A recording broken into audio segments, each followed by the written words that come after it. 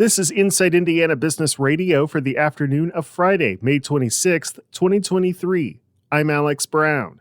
Indianapolis hotels are getting a significant boost again this year from the Indianapolis 500, with most of the hotel rooms within 10 miles of the event spoken for throughout the weekend. This year's race will be the highest attended 500 with the exception of the 100th running, which is sure to mean significant revenue for the area's hotels, including some of the most prominent downtown properties such as the JW Marriott and the Crowne Plaza.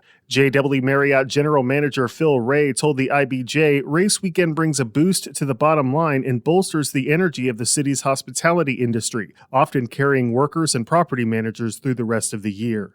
Based on IBJ research, hundreds of hotel rooms still remain available this weekend, including at some prominent downtown properties, but the cost of those rooms for a 3-night stay is significantly higher than what's typically associated with those hotels. Tennessee-based Atmos Filtration Technologies launched its initial public offering today as it continues its spin-off from Columbus-based parent Cummins. The company, which began trading on the New York Stock Exchange, looks to raise as much as $316 million with the IPO, which is slated to close on Tuesday.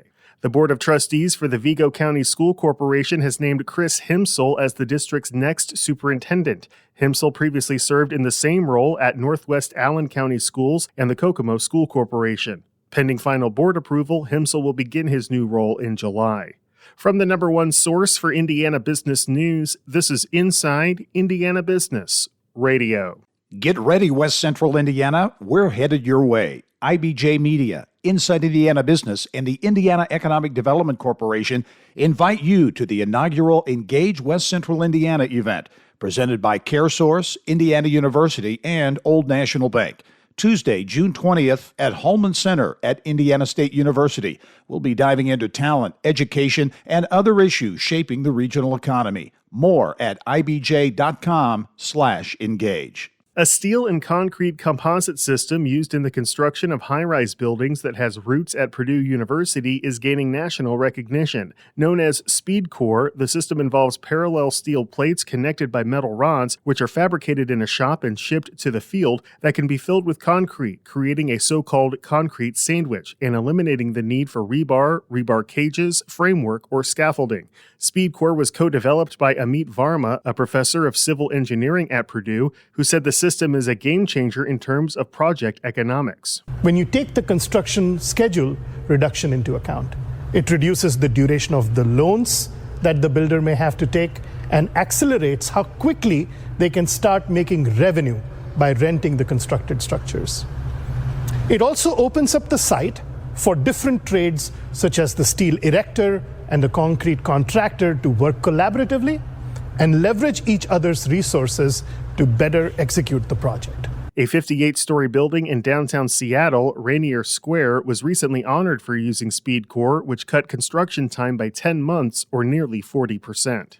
The Indiana Department of Transportation said yesterday it will close the Black River Welcome Center on eastbound I-64 in Posey County for reconstruction. The closure, set to begin next week, is expected to last about 2 years. The building will feature characteristics of a log cabin resembling President Abraham Lincoln's childhood home with exhibits of the area's history. There will also be 2 new restroom facilities for truck drivers, including 4 individual ADA-accessible restrooms per building, as well as increased parking capacity.